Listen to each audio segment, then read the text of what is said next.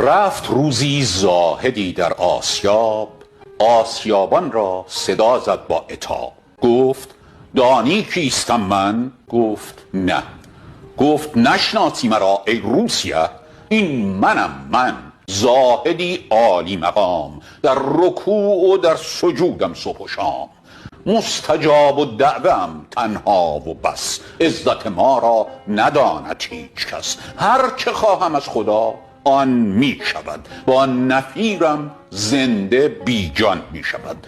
زود این گندم درون دلو ریز، تا بخواهم از خدا باشی عزیز. آسیابت را کنم کاخی بلند، بر تو پوشانم لباسی از پرند. 100 غلام و 100 کنیز خوب رو، می کنم امشب برایت آرزو.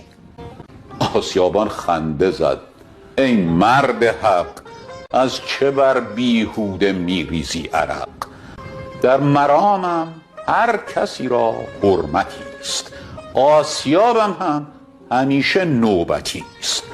نوبتت چون شد کنم بار تو باز، خواه مؤمن باش و خواهی بی نماز. گر دعاهای تو می سازد مجاب، با دعایی گندم خود را بساز.